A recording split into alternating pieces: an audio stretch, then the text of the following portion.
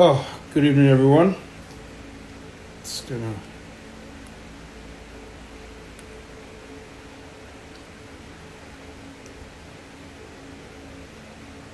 Yeah. Hopefully, that's no distraction. Can everyone hear me? Good evening. Good evening, good evening, good evening. Just to confirm that you can hear me, if anyone can just acknowledge that they can hear me, that would be beautiful.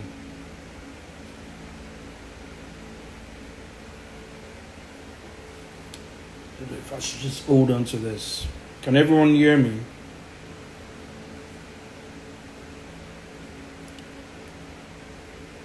Oh, how are you doing, my brother? Okay, I just want to confirm that everyone can hear me. Hope you're all having an amazing day. Good evening, good evening, good evening. So I'm just going to jump right into it. Today's session promises to be exciting. I'm speaking on resilience. And I can't wait to share with you, by the help of God, exactly what it is that I have to share. Trust that we're all having an amazing day. And I do pray that He only goes from strength to strength and from glory to glory for you all. In Jesus' name. So today I'm speaking about resilience. And I think it's absolutely critical that this subject matter is spoken about. Why? We live in amazing times. In fact, never in the history of mankind have we found ourselves this stretched. I know every generation may have an interpretation of the times that they found themselves in, but even when you pick up books and you look through the pages of history, you will find out that never in the history of humanity have we found ourselves so stressed and stretched by every, in fact, thing that you can think of. People are stressed and stretched, whether it's in their personal lives, whether it's in marriages, whether it's professionally, whether it's at work. Everybody seems to be extremely stressed. Please forgive the knocking.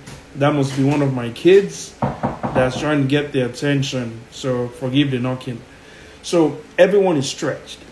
And if we do not build the requisite resilience, what we would end up seeing is that a lot of people are going to be burnt out. A lot of people are going to be frustrated. And I don't mean to be a doomsday prophet, but you will see a spike in a lot of people just throwing in the towel. Just giving up with life in general and saying, you know what, I'm done. I can't do this anymore. So my class today really is to help you see how you can build resilience. How can you build resilience? Before we start, what exactly is resilience? Resilience, for me, is that inner strength. Is that strength that you draw on during tough times and during tough seasons. Now, like I said, everybody's going to have a version of toughness in their life. I've also equally, in my own life, had seasons where things were extremely tough, whether it's in my personal life, whether it's in my finances. You see, as long as you are walking on the earth and that you're a man or a woman, you would have tough seasons. I don't care whether you're a Christian or the best at it, whether you're a Muslim or best at it, whether you're white, you're black. What comes with our humanity is seasons. And in those seasons, just like the way the earthly seasons of the rainy and dry season in this part of the world and in other parts of the world where they have summer, autumn, winter, springtime, there will be seasons in a man's life. There will be seasons where you ask yourself all the questions. There will be seasons that it's not even a result of your errors or your mistakes. It's just called life. Things would happen. You will lose a loved one. You would lose a job. You will fall into debt. You would lose friendships. You would make mistakes. You will fall sick.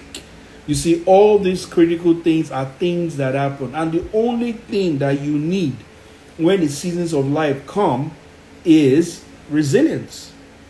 That is never giving up and continuing and continuing and continuing.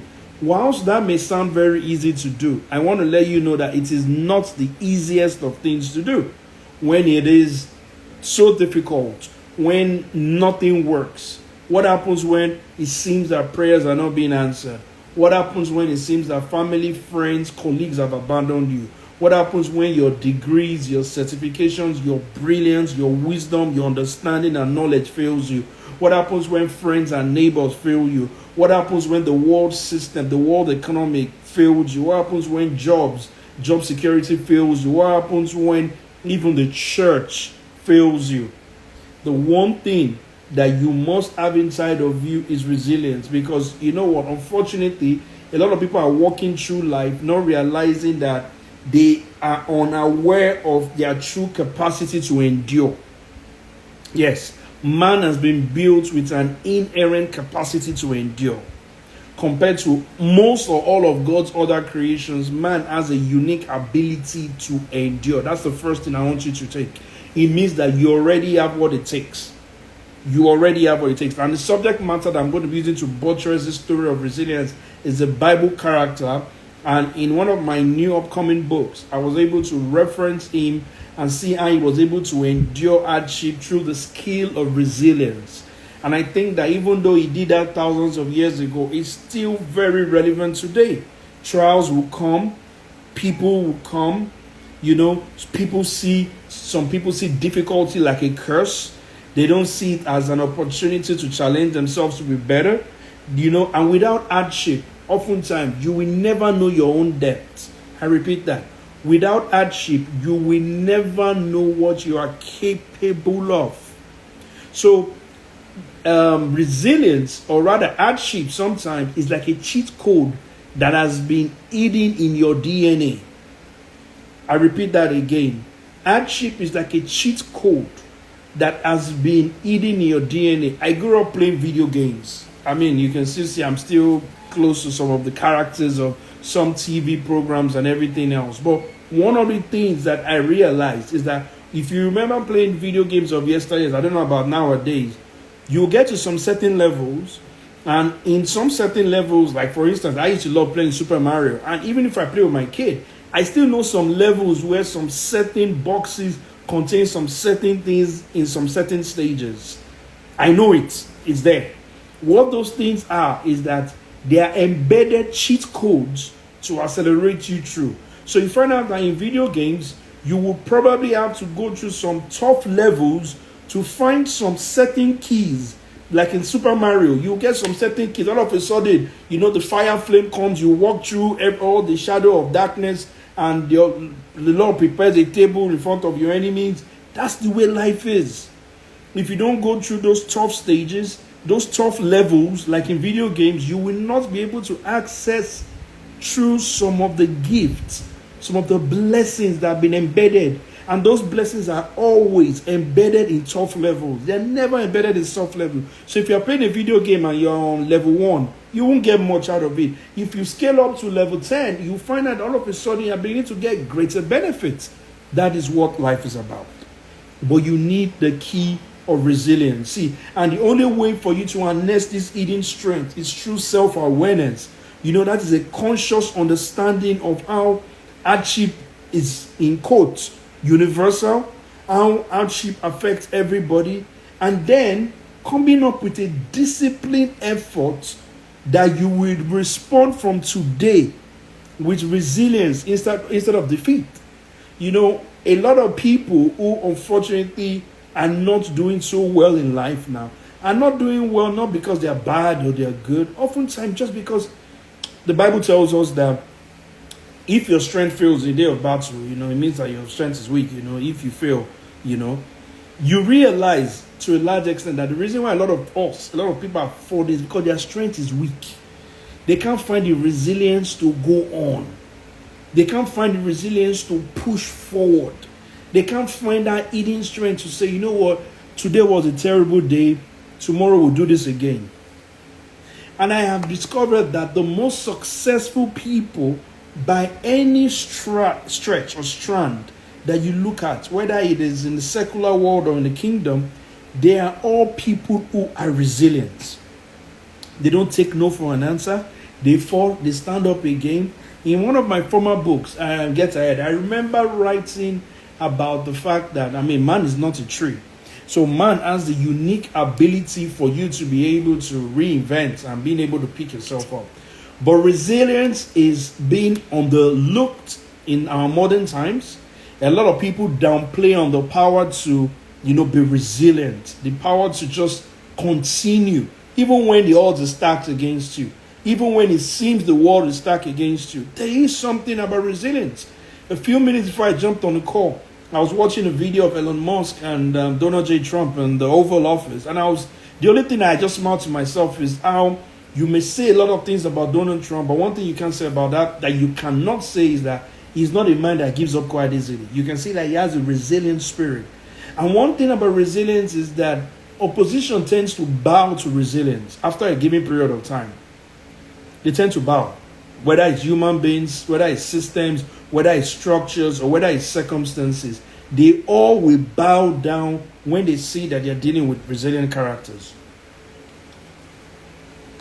So, my character that I'm going to buttress my point from is the man Joseph from the Bible.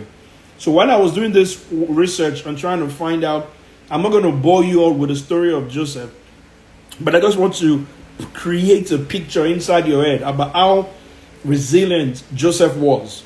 It's so easy for all of us to look at him and say, he became prime minister, he did this, he interpreted the dream. But if you look through the lines of Joseph's story, you realize how important resilience played a major role in the life of Joseph.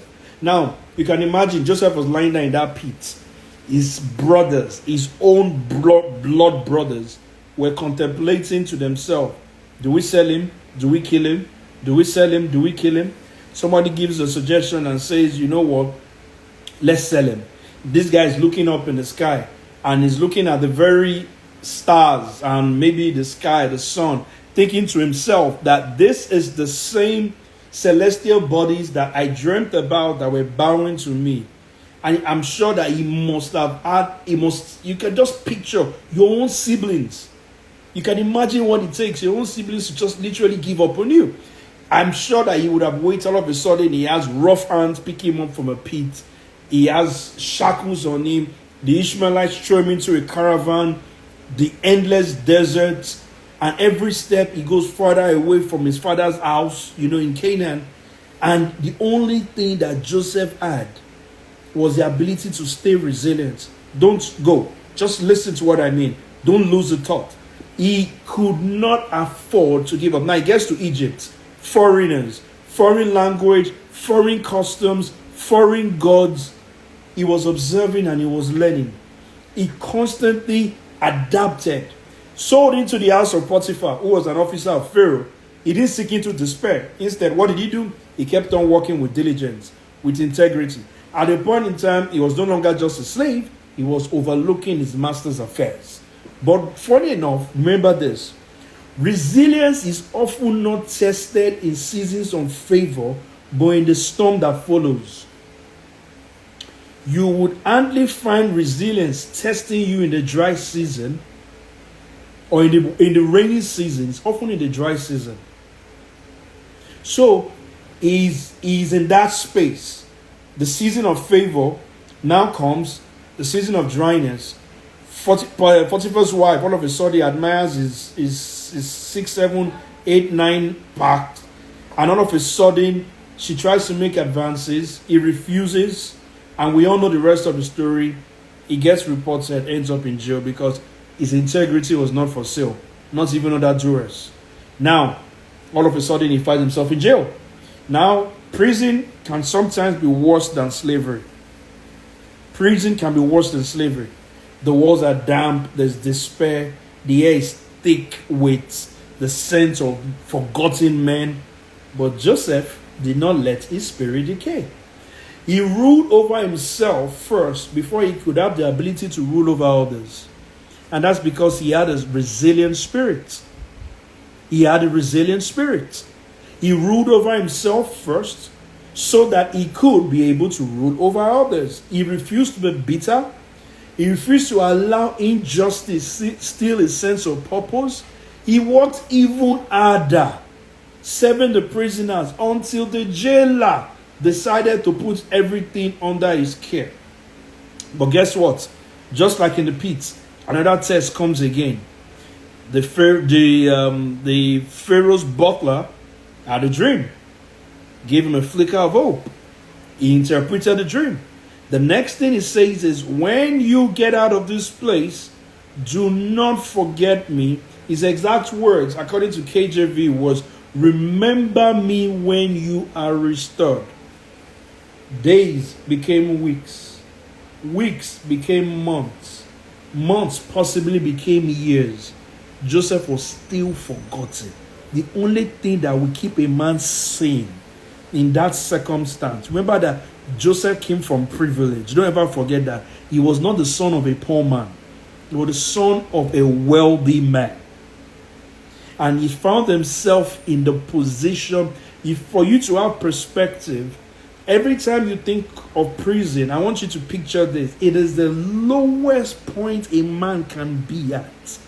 Prison is the lowest point a man can ever find himself at. It is not only the physical restrictions that you have, it is the psychological restrictions. If you ever speak to anybody who has been in prison, who has been confined, they will tell you that the biggest power play is not necessarily you can't go here, you can't go here. It's this. It's this. It's one of the reasons why I respect the man Nelson Mandela, the Madiba, because you know what it means to be in prison for over 2 decades and still keep this? It takes resilience. Now back to Joseph. All of a sudden, Pharaoh has a dream. The man steps forward and says, oh, the gods forgive me. There was a man that I saw who was in jail when I found this favor with you, great Pharaoh. He had the ability to interpret the dream.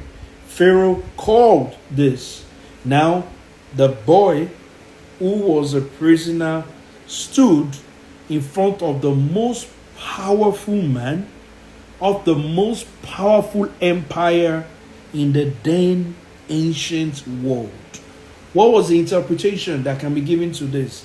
You see, the battles that Joseph fought were not against men with swords, but they were against forces that sought to break his spirit.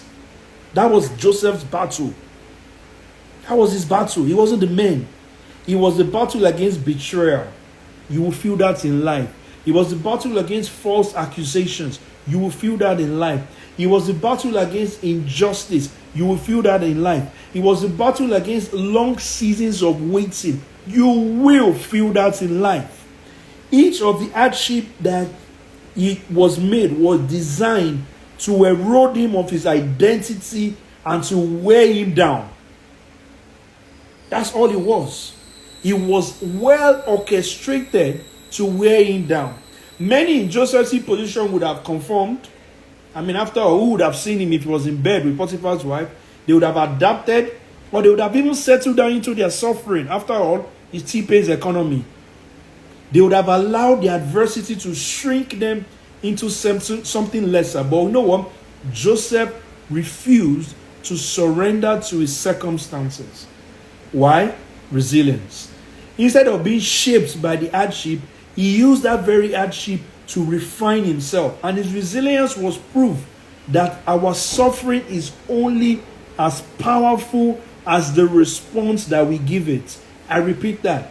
Joseph proved to us that your suffering, regardless of what flavor it is, vanilla, chocolate, whatever shade your suffering is, it is only as powerful as the response that you decide to give to it.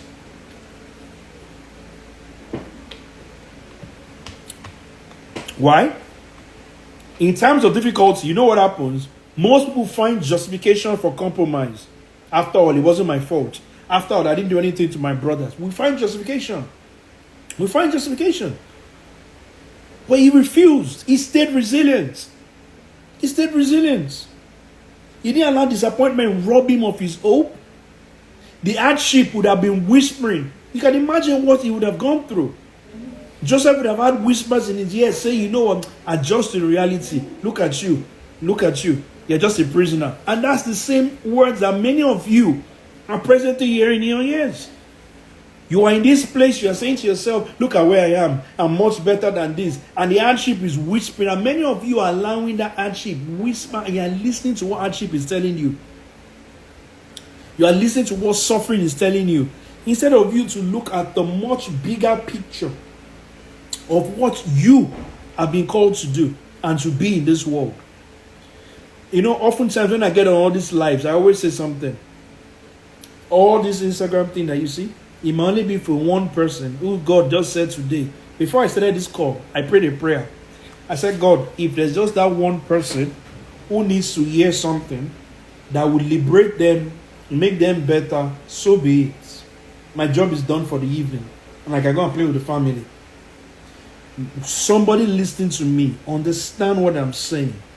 Everything that you are going through, understand that it is not happening only to you, it's happening for you. It is happening for you. Everything that Joseph went through wasn't happening to Joseph, it was happening for Joseph. That's one of the first steps in being resilient. When you start shaping the perception of the problems you are facing, you need to start shaping the perception you have of the problems that are plaguing your life. Is this thing just happening to you? You can imagine Joseph. He could have just said, oh my God, I dreamt. Why is all this thing happening to him? And God, everyone is looking at him saying, no, dude, it's not happening to you. It's happening for you. Many of you, what you are going through at the moment, you are going through it because it's happening for you. It's happening for you. Oh, Chris, you wrote this amazing book. Applause, applaudé, on debt. Every time I think about my debt journey, it was happening for me. Oh, you're going through leadership. It's a stressful thing. People are disturbing your life. It's not happening to you. It's happening for you. Oh, the bills are not being paid. You're struggling. That contract that you were working on, that business didn't work out. Guess what? You just learned a new thing. It's happening for you. Oh, that relationship. Oh, you trusted that person. It didn't work out the way you expected. It's not happening to you. It's happening for you. For you. So you need to be resilient. Many people fail in adversity, not because they lack strength, but because they make peace with their suffering. They make peace. Some people have decided to make peace with suffering. They've accepted suffering. And I hope anybody that is listening to me today, even if we're only 3, 4, 5, trust me, but take one thing away. You must never make peace with suffering.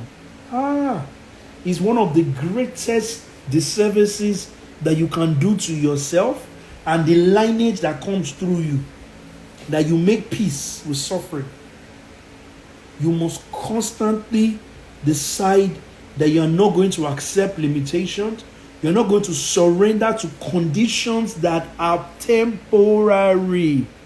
Solomon said nothing new under the earth. There is nothing anybody going through, whether in your personal life, in your professional life, that does not have an expiry date. Nothing. I don't care how big it is. It all has there is a day that comes when it all ends. I'm a testament to that. No matter how big the problem is facing you, no matter how bogus, overwhelming, looks like it's going to swallow you like the whale that swallowed Jonah, remember this. It has an expiry date. There is no food that is created that doesn't have an expiry date stuck to it. There's no car that is made, no matter how beautiful. One day a car has an expiry. Even life itself has an expiry. So why do you think problems will be any different, So Joseph learned this, like I said. He was stripped of his clothes, his belonging, his safety. In one meaning, from being a favored son, all of a sudden, Joseph all of a sudden became an outcast. And betrayal is a wound that does not just hurt. You know what betrayal does? It isolates you. Many people never recover from betrayal. And if you follow the life of Joseph, you realize that it was important that he needed to heal from that betrayal to be able to rule and ensure the sustenance of Israel. It was important. It was important. That's why when his father died, his brothers came. They were all whispering and saying, we are done. Our father now is dead. This guy is going to deal with us. But because he recovered from it and he didn't allow it make him bitter, distrustful, or hesitant to dream again, he was able to go past it. So you must understand that waiting, going through tough seasons of suffering is very, very, in quotes, as it were, normal. It would happen to everybody in some shape, in some form. So what are the keys that are necessary for you to be able to stay resilient? Whether you're in the United States, whether you're in Nigeria, whether you're in the UK, wherever it is you find yourself, what are those vital keys that are important for you to unlock doors and see that you do not allow seasons of struggling to overwhelm you and swallow you up? It comes like a tsunami. It has the propensity to almost submerge even the strongest of men. Many have left the earthly realm just because they didn't have these keys. So these keys I'm about to share with you are keys that I want you to hold tight, so that anytime any form of dissatisfaction comes to knock on your door, you have a key to be able to, lock him out. Because why? Like we established at the beginning, things will happen. See, resilience is not something you inherit. Oh, my father was a resilient man, therefore I'm resilient. It doesn't work out that way. Resilience is a discipline that is forged in adversity. I repeat that. Resilience is a discipline that is forged in the cubicles of adversity. When you are going through it is where exactly you will form it. It is not a passive endurance. It go better. You know the Nigerian slang, it go better. No. That's not what resilience is. It go better. You say, I'm resilient. You're not being resilient. Resilience instead is an active mastery over suffering. Resilience is an active verb. Active over suffering. That's why the life of Joseph is an example. You see, he was not just sitting in the prison. Prisoner, Joseph, come here. And you see that he was active. You see that he was to the point that he now became a leader. What was he doing? He was showing us that resilience is not a passive endurance, but an active mastery over sufferings. Those who are able to withstand difficult times, difficult seasons, difficult people, difficult circumstances without breaking, they don't do it by accident. They don't do it by accident. You know what they've done? They have trained their minds to remain unshaken, their spirits to resist despair, and their principles to remain intact even when tested by fire. Are we all together? Just to ensure that people are listening to me, I want everyone that's on the call so far, drop a single word, say resilience, resilience, so that I know the number of people who are still with me. Resilience. I just want you to type the word resilience, resilience, resilience. I'll wait for that for a few seconds. I want you to tap the word resilience.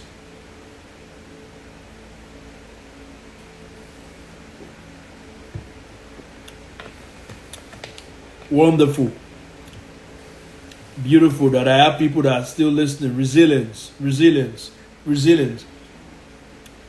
I remember a few years ago stumbling on a story of a soldier who fought in World War II with the Japanese, an American soldier, and his life has become a movie, which a lot of people have watched. I can't remember his exact name or name of the movie now. And he was a POW. He was a prisoner of war. You know what was beautiful about that was that his Japanese captors tortured this guy so much. They tortured him so much. They didn't break him. Even when he won his freedom and he went back to Japan to go and meet, when you see a lot of people who have gone through tough sufferings, you realize that the one thing that really saw them through tough times and tough seasons was resilience. whether it's wars, whether it's sicknesses, whether it's even pandemics. Resilience. Because resilience is that one thing that would ensure that you don't throw in the towel. So those individuals train their minds. They ensure that their spirits will resist every despair, and the principles that they have remain untested. Most people do not fail because they are incapable, but because oftentimes they surrender too soon.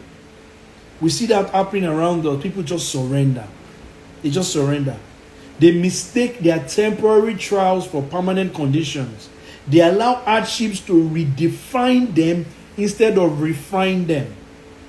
Many people allow hardship. Hey, my brother, Taiwo, how you doing? They allow hardship to redefine them instead of allowing the hardship to refine them. You know what true resilience is?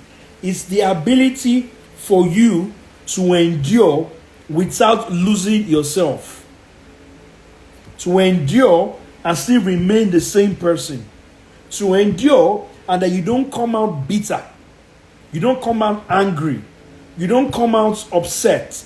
You don't come out otherwise. You come out even better. And that is what God looks out for each and every one of us. When seasons come, He wants to see what we are going to come out. Who is going to, there's this fallacy that all of us, we all do. We ask for God for blessings. We ask Him, and it's a good prayer to ask Him for blessings. But oftentimes, you must understand this, that God in His infinite wisdom is more interested in you than in what you will get. He's more interested in your life being an example that we can use to win more people from the hands of sufferings, hands of tough seasons. Because when we have more people who have gone through tough times and can tell their story, what you are doing is that you are sending a flare into the sky saying there is hope. Don't give up. There is hope. Don't give up. There is hope. Don't give up. So what's the very first key that I'm going to teach you today is you must master your mind before your circumstances. You see, the mind is like the Roman Colosseum. It is where the battles of life are fought. The mind. One of the most powerful books that I read, it is, what's her name again? The wonderful female preacher. Anybody that can help me remember her name will probably get a free gift from me. And she wrote the book about the battle place of the mind, or what's her name? The female preacher with the low cut. You must understand that this is where the battle is fought.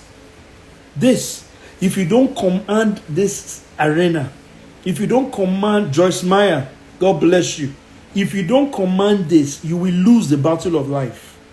Every win, every loss, every victory, every failure is fought here. It is always a battle waged in the mind.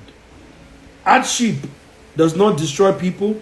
It's their own thoughts that do it first. Their own thoughts. Your thoughts have the ability to destroy you, not even the hardship. That's why people are able to go through tough seasons for many years. The one thing that they have is that they have strong minds. Because why? Suffering will bring fear. Suffering will bring despair. Suffering will bring doubt. And you know what? The undisciplined mind welcomes all these things as truth and reality. The moment hardship convinces you that you are defeated, you have lost already.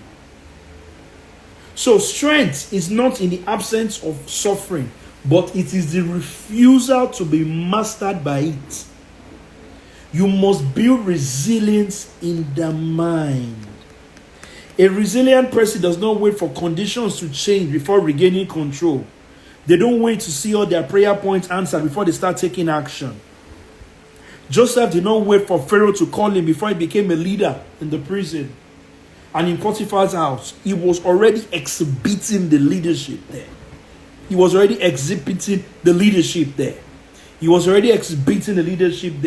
Most of the resilient people that I know, they govern their thoughts before they govern their circumstances. You must govern your thoughts first before you govern your circumstances. You must govern your thoughts first. You must be a master of your thoughts first before you be a master of your circumstances. Many of you listening to me have spent too much time trying to master the circumstances. But you've not found out that the real strength is here. Why? Because once you choose that you're not going to allow suffering to dictate the perception of your future, you've won the battle already. You've won the battle already. And one of the best ways to do this is to guard your thoughts as fiercely as the way you guard your future and your life. You know the way if I give somebody on this call a check of $1 million and I say, tomorrow, go and cash it in the bank and you're going to have $1 million. Many of us will stay up. Many of us will keep that $1 million check and do night vigils. What are you doing? You are keeping guard. That is the same level that I expect you to have over your thoughts and your thinking.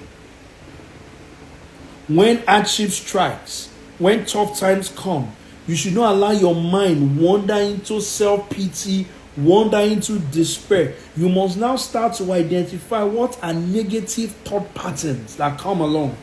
How can I reject them and replace them with truth? Ask yourself this question. What am I allowing myself to believe about this situation? Is it based on fear or is it based on faith? I repeat that. Every time a tough season comes to you, ask yourself, am I allowing myself believe this situation? And if I'm believing it, is it based on fear or is it based on faith? You know why? There is no fruit that the tree of fear can ever produce that will be sweet. I repeat that. There is no fruit that the tree of fear can ever produce that will ever be sweet. It's always bitter. It's always bitter. It's always bitter. The one who controls their thoughts control their circumstances. So the first thing is master your mind. And for those who are not following this page, please do us a favor. Please do follow. My team always reminding me. Please do follow the page. Chris Omoijiade, if you're not on the call right now, you're not following this page, please do follow and follow us on all the social media platforms. Trust me, a lot of value. We have 2 amazing classes coming up. I cannot wait for business owners on business strategy and customer experience. It promises to be mind-blowing. 12 hours of teaching. You're not going to leave. Just have your water, your pen, your pad, and it is learning all the way. So follow this page if you're not following. Number 2, what's that key again that is required for you to stay resilient during tough seasons of suffering? You must learn to endure without compromise. You know, some people will endure and compromise. This is endurance without compromise. What do I mean? The temptation of suffering is not just to break. Oftentimes, sometimes, is to bend. The temptation that comes with suffering sometimes is not just to break. Oftentimes, sometimes, it's just to bend you, to conform. When hardship lingers, you find out that compromise all of a sudden sounds very attractive. I share this story, and I'm saying this personal story from a place of humility. To let you know, I was sharing this with a very good man of God who is my friend. A few years ago, I was looking for money. Oh God, that season I was broke. All of a sudden, my office assistant comes in holding a DHL pack to the office. So I didn't even look at the name. I just ripped up the DHL pack. And inside, I picked up a letter from GT Bank. Now, I have an account with GT, so I just assumed, I didn't even look, pay more attention. I opened this letter. When I opened it, you know what I saw? Can anybody guess? If anybody can guess what I saw in that letter, let me see. What I found in that letter. If anybody can guess what I found in that letter that I opened. Can anybody guess? Do I have any guesses? Anybody? Can you guess what I found in that envelope? My wife is not allowed to guess, by the way. So my wife is not allowed to. Dividend payment? Nah. Anybody try again? Because my wife might remember this story. Loan offer? Nah. Error of payment to your account? Nah. Let me help you all. I found inside that letter a credit card with the PIN belonging to one of the former military leaders in this country. Did you hear that? Invite to coach care. I wish it was invite to coach.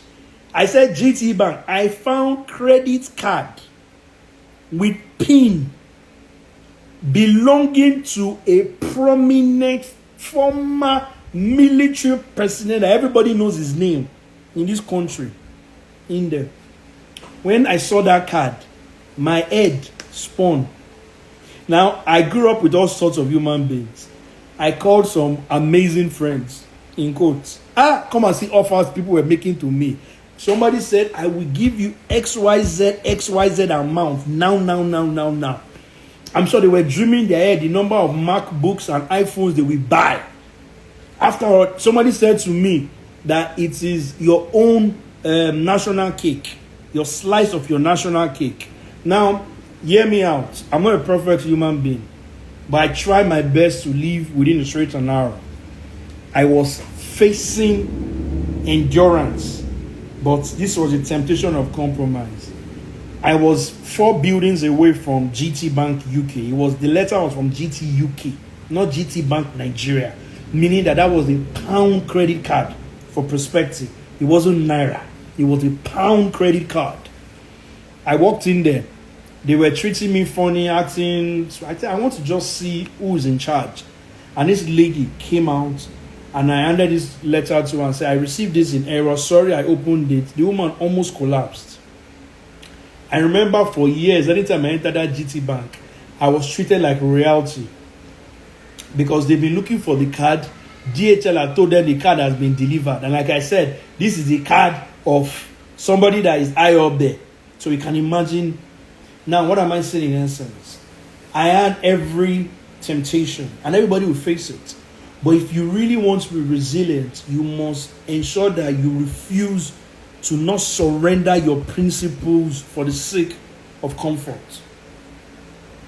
A few days ago, Fela Durotoye has been trending for the video he said at the PFN meeting when he said somebody offered him a job, take 5 billion, blah, blah, blah. See, if you ask Fela, at that point in time, whether he has 1 billion, he probably doesn't have. But it's the trick of life that when you're going through tough seasons, it always introduces compromise. It always. In fact, let me let you know, the litmus test of if you are going through a tough season is look for compromise. If you don't find compromise, you're not yet suffering. You're not yet suffering. You're not. Why do I say this? Integrity is tested in suffering, but compromise is the beginning of defeat. For you to truly endure, you must endure without lowering your standards. Because this is what will keep you.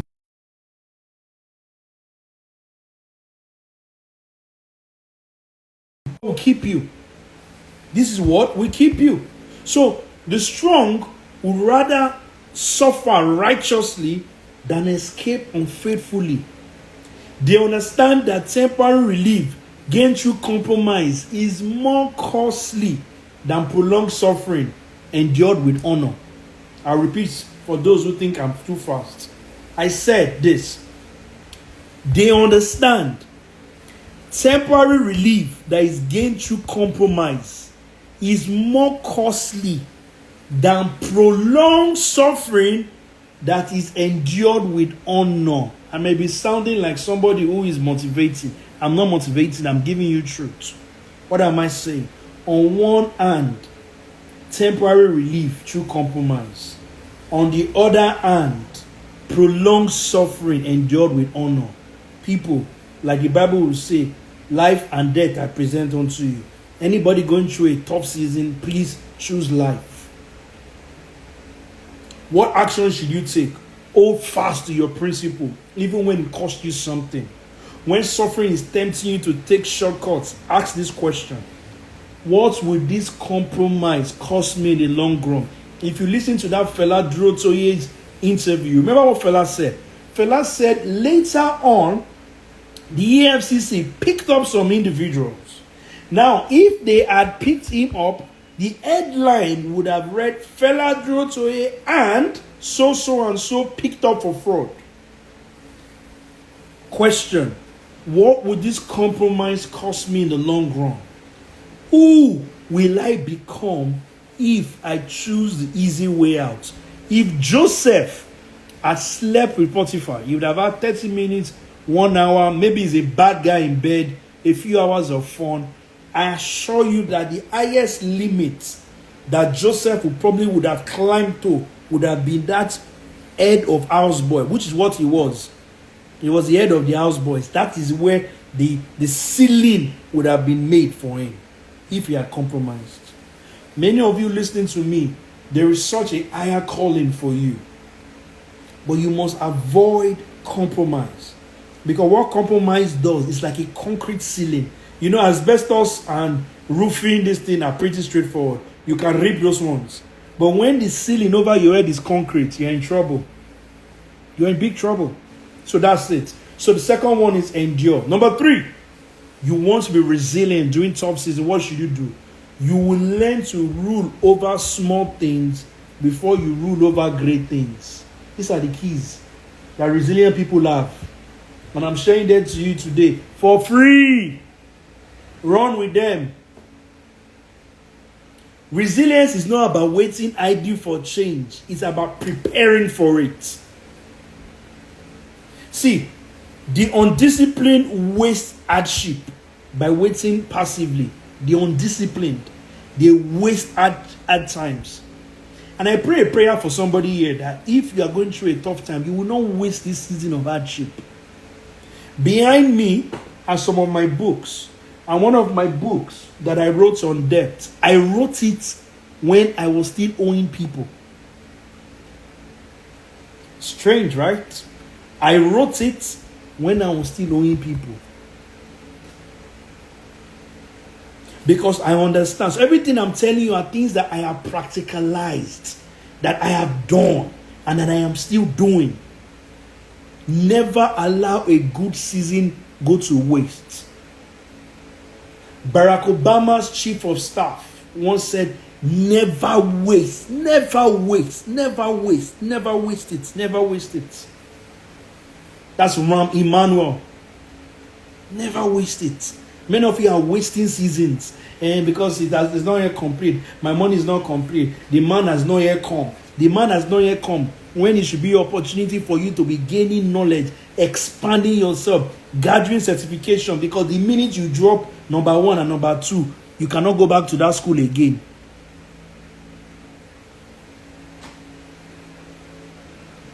The undisciplined wastes hardship. Joseph did not waste his own hardship. He used it. And why did he come in useful? When he will become prime minister, all of that would now fall into place. The resilient use hardship by training themselves in the small way. Why? The way you respond in limitation will determine your capacity for elevation. The way you respond in limitation, in limiting times, it will determine the capacity you have for elevation. The untrained mind assumes that suffering is a season to endure, not a season to prepare. Your suffering season is a season of preparation. You don't have a job at the moment. Preparation. It's time for you to pick up the books and start reading. Start reading. Because why? The season will come where the brightness of your light, people have to wear Ray-Bans because they can't stare at you. But then Your results will be determined by what you did in your suffering season. Those who endure well, they understand how they handle small things will determine how far they will go far. So what should you do? Walk with excellence. You want to learn how to be resilient and lose all these emotional responses. What you should do is start from today. Walk like you have no issues, no problems. Walk with excellence where you are. Even if where you are, you feel it's beneath you, walk with dignity. If life has placed you in a lesser position than you would expect, do not waste time in frustration asking, hey, what do I do? How do I do? Start walking. What's the question I want to ask you? If you notice each point that I'm giving, I'm also giving you questions to ask yourself. Question is, what discipline can I develop now that will prepare me for the future I desire?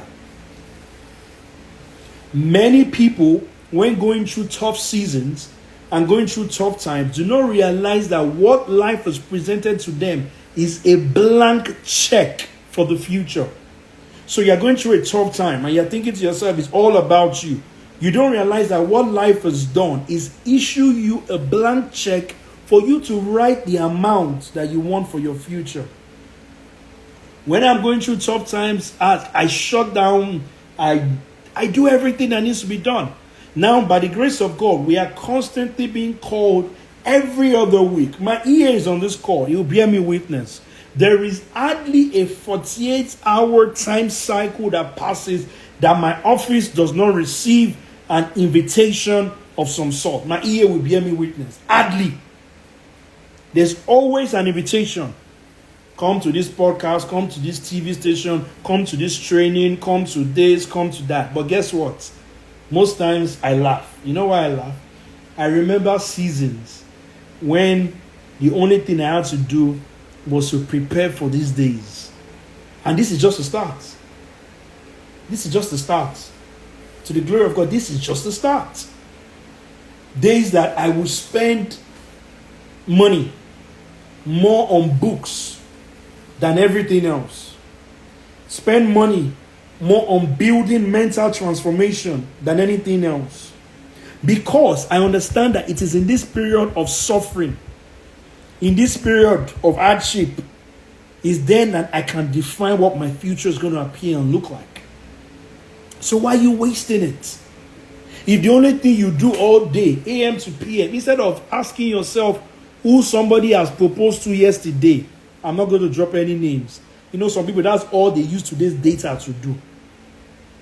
Anybody on my call today, listening to me right now, and you used all your expensive data. Remember that all the telcos have increased by 200%, and you used your data trying to track why somebody gave somebody a ring yesterday. Receive your deliverance. So, same data that you would use, or send me a DM and ask me, Mr. Chris, please, what are those videos I should watch? I will give you enough videos that by the time this day ends, your mind would have been stretched in such a way that it cannot go back again. You know, there's some material that you're exposed to. You can't be normal again. That's why I'm encouraging business owners, all of you on this call, join our business experience and customer strategy class. Your mind will be, I guarantee you, 12 hours. Money back guarantee. If you finish those 12 hours and you say to yourself, Chris, I didn't enjoy this class, it wasn't worth my money, I stand today that I will refund you.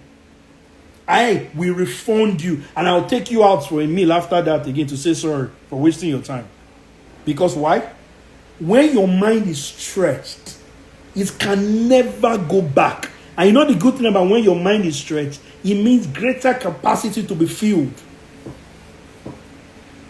So you are going through a tough time, you want to be resilient. Ask yourself, what disciplines can I develop now that I am preparing for the future? Work diligently in the small things. What else is important? Master the art of waiting. I love marathon runners. I love the ability to stretch themselves. I once visited Ethiopia. And in visiting Ethiopia, I was able to go up one of the mountains, see where they train for the marathons. And you find out how these athletes understand endurance. You know, it's the reason why Access Bank are doing their annual, every year I say I will run it. No year I've ever run it.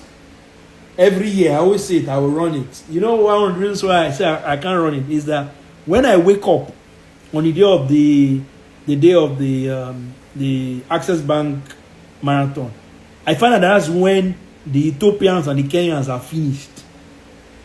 I don't know how, but it's when I wake up that they are finishing.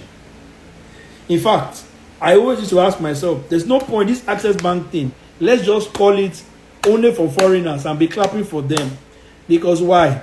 Nigerians don't have what it takes. And it's not our fault. It's not because we don't have good athletes. Let me explain why. When I visited Ethiopia, I found out that because they train up in higher altitudes, they are built to be able to hold on to more oxygen. Their diaphragms expand more. They can hold on to more oxygen. So you and I, it's on top of pounded yam and on top of amala and on top of runabouts that we have. You now want to run with somebody who is breathing the clouds into his nostrils. You will die. But what are they doing? Endurance. Because they understand that they need to build that endurance during the season of waiting.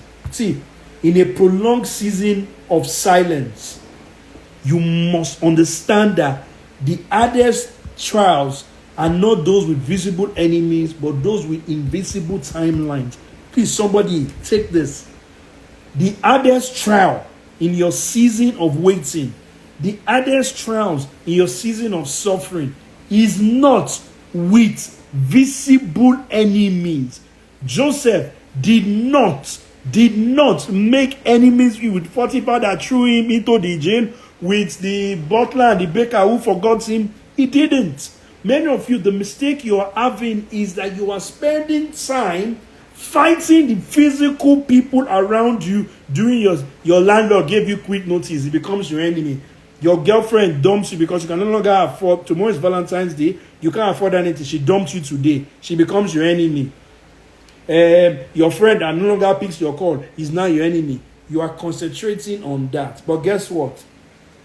The hardest trials you will face in any season of hardship is not with visible enemies, but with invincible timelines. Did you hear that? Visible enemies are visible. I hate you, I hate you, I hate you. But you know what the one that is more difficult to deal with? Invincible timelines. You know why? Periods and seasons like that, you do not know when they will end. When Joseph was pulled out, you know, when you read the Bible, it's so easy for you to flip through 6-7 pages. Beginning of Joseph, I dreamt they gave him ashoke with many colors. It was ashoke that he received actually. For those that do not know, Joseph actually got ashoke. It was, I believe, it was ashoke. He collected ashoke. They sold him to slavery. He went there. Potiphar looked at him. He liked him. His wife. You know, all these things come, but forgetting that these things were years. In fact, Jewish tradition will tell you that Joseph probably was, they estimate maybe he was picked up about 14, 15, 16. Do you know what age he became prime minister? It means that this guy had years of waiting. So if you are going through a tough season, you are going through a tough period in your life, understand that the hardest trials you will go through are not with the enemies you can see, but with invincible timelines. And many fail. Not because of suffering, but because the suffering lingered longer than they expected. Nelson Mandela go to Robben Island and spend almost how many 20-something years, 30-something years. Do you know what that does to a man? Do you know what that does to a man? So, what's the key principle when you need to master the art of waiting? Number one, remember that waiting is not wasting. I repeat that. Waiting is not wasting. Oftentimes, delay is often preparation in disguise. The strong, they understand that this waiting is not passive. They understand it's a preparation, a refinement, a discipline. The impatient demands immediate results, and that is always a sign of the immature. The wise, they use delay to sharpen their senses, their strength. Those who endure well do not measure their progress by time, but by transformation. At no point in time did Joseph stand and say, hey, look at me. I spent 20 years in jail because of you. Action point. Strengthen yourself while you wait. Do not waste seasons of delay. Instead of asking, why is this taking so long? Oh God of my heavenly fathers, why is it taking so long? You must understand, how can I use this time to strengthen myself? How can I identify areas of weaknesses and discipline them? So that when the moment of breakthrough comes, you'll be prepared to seize it. Number 5, as I conclude, what else can you do? You want to be resilient in these times that we found ourselves? You must learn to leave suffering behind. Hardship is a teacher, not an identity. The greatest deception of suffering is to convince a person that they are what they have endured. It's like me now. You say to me, oh Chris, you were in debt. You're a debtor. No, that's not my tag. That was a season. So what many of you are going through now are seasons, not your identity. I have seen many people carry their past as a burden, allowing it to shape them long after the suffering has ended. Long after the suffering has ended. But those that are resilient, they do not cling on to suffering. They use it and they move on. Everybody has their mouth. And everybody has their ears. So what are you supposed to do when you need to leave suffering behind? You must understand that resilience, again, is not just enduring. It is outgrowing it. The strong do not define themselves by what they survived. They extract the wisdom from suffering, but they do not live in shadows.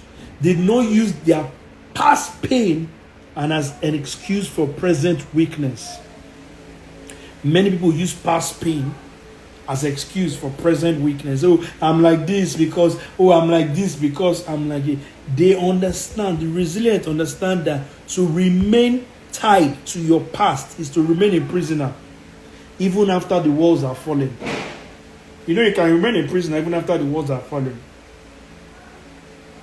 What's the action point you should take here? Carry your wisdom forward, but leave pain behind. I repeat that. Carry your wisdom forward, all the things you have learned, but leave pain behind. Let the suffering refine you, but don't let it own you. And what's the question I want you to ask under this point? Am I still living under the weight of my past hardships? Have I truly moved on? Or do I see myself through the lenses of what I have endured?